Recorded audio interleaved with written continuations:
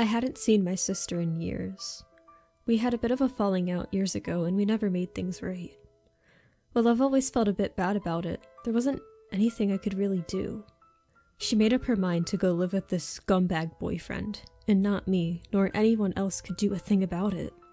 We had spent years telling her he was no good and she deserved so much better. You can imagine where she told us all to go.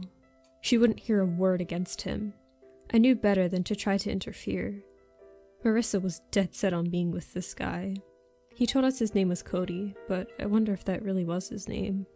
About 3 years ago, she packed her stuff after a huge argument with my parents and said she was going to be with him. It was particularly hard on my dad. She had always had a close relationship with him, and for this to happen was awful. My dad is the kind of guy that never complains, but you could feel his unhappiness over the matter. He sort of wandered around the house in silence for weeks after it happened. For days, we all hoped for contact. Days turned into weeks, weeks turned into months, and months turned into years. We all eventually moved on with our lives. The one constant in this world is time always going forward, so you must as well. Yesterday I was home for a day off of work while my parents had gone out of town for a few days. When I heard something from the front door, I had no idea what it was. I thought it might be a delivery man, or someone turning around in the driveway, but my sister was literally the last thing I expected.